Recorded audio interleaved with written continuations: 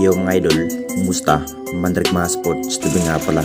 Ating pag-usapan, breaking news, Coach Ching Yao, matinding banat sa upunan ng Barangay Nibra at Justin Brownlee, aminadong hindi pa rin healthy.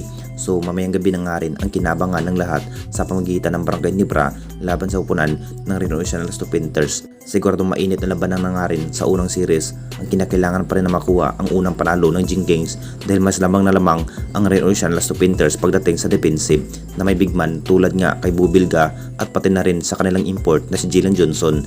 Talagang nangangapa pa rin ang Jinggings dito mga idol sa matinding labanan.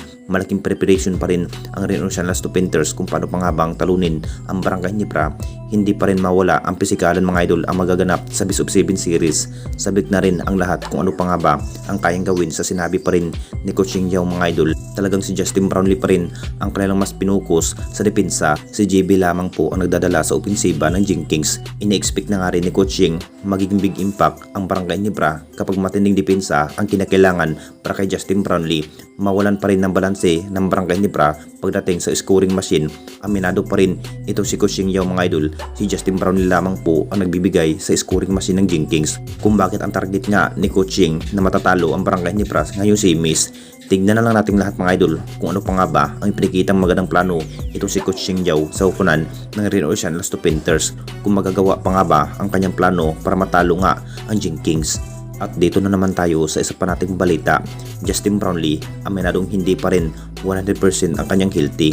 Alam na nating lahat mga idol, maglalaro na nga rin ang ating best import na si Justin Brownlee kahit hindi pa rin 100% ang kanyang healthy. Ang kanyang nagiging injury kontra sa Phoenix Fuelmaster, magiging big impact pa rin kapag walang Justin Brownlee ang maglalaro bilang best import ng Jinggings. Kung titignan natin lahat mga idol, si Justin Brownlee pa rin ang nagbubuhat sa opensiba.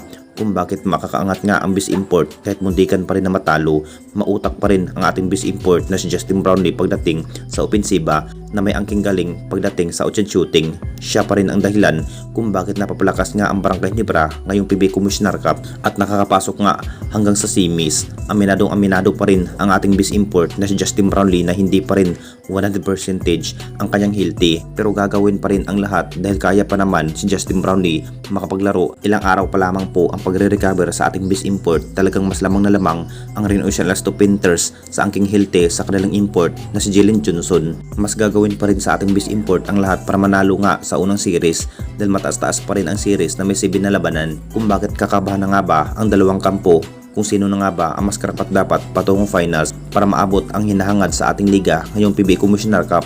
Anong masasabi ninyo mga idol tungkol sa ating video?